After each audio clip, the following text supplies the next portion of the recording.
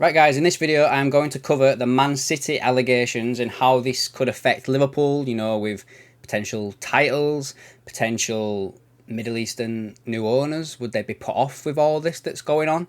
And Pep Guardiola, is he a man of his word or is he not? So, let's stick with the title thing. So, this dates back to 2009, and I think there was 3 occasions where Liverpool were beaten to the title by City by a couple of points. Now, if these are all proven to be correct, these allegations, and City are stripped of these titles, Liverpool could be in line to gain 2 or 3 more titles. I really should have looked into this to find out the exact dates, but it's 2 or 3. Anyway, which could kind of rewrite the history of the club. I guess, kind of. Brendan Rodgers would be the one to win the title. Stevie G would get a Premier League medal and blah, blah, blah, blah. But for me, I wouldn't take that because it was kind of given to us. Does that make sense?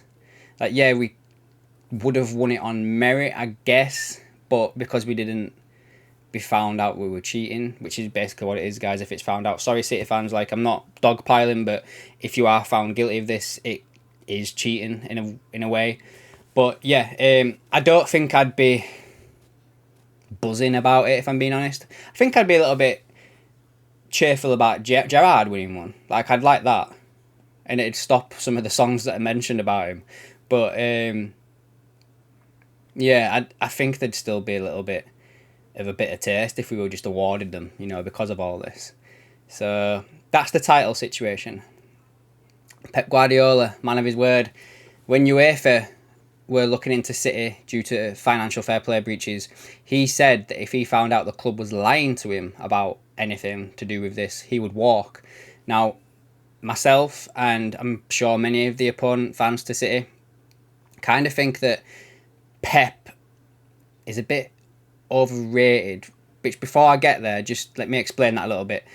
Because he only goes to teams where he's guaranteed to win, if that makes sense. I think probably the only one he went to where he wasn't guaranteed to win was Barcelona, because he had to build the team and the way they played. But he did have Messi, Iniesta, Xavi, but he also had to compete with Real Madrid, Cristiano Ronaldo, Benzema, them lot. So I'd say when he started out, he was pretty decent, really good. In fact, not decent, really good coach.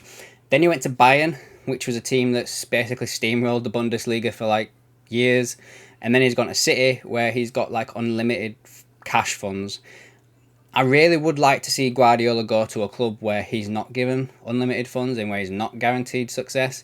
I guess being the manager he is, he's earned the right to go wherever he wants. But I don't know, Jurgen's, to be a bit biased, Jurgen Klopp's gone from Dortmund, Liverpool, kind of underdog sides.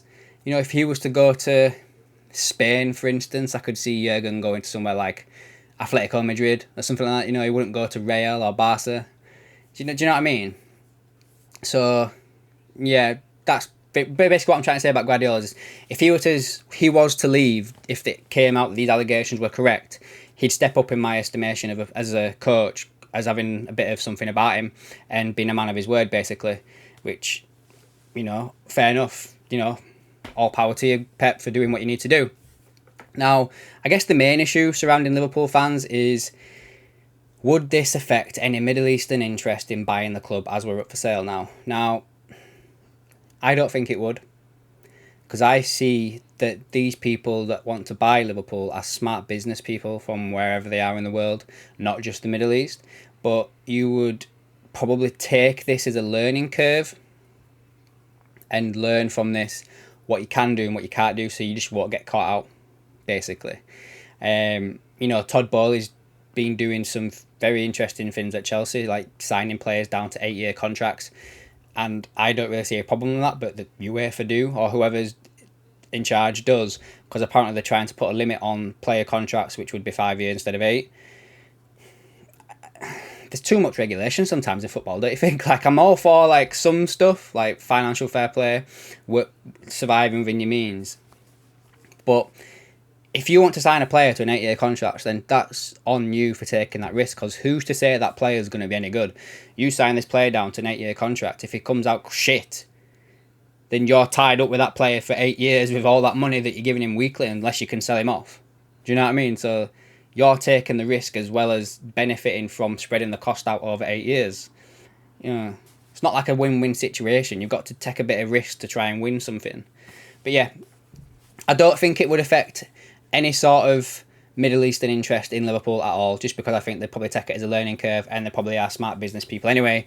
So they'd probably learn from what's gone on at City and just do something a little bit different, or just don't do it at all. It'll be very interesting to see what happens with the Saudi Arabians at Newcastle now, if they've kind of taken a few learning curves from this. It'd be very interesting to see what happens there now, because they're probably the next ones to be investigated, I'd say anyway. But yeah, guys, that's my quick thoughts on the City allegations.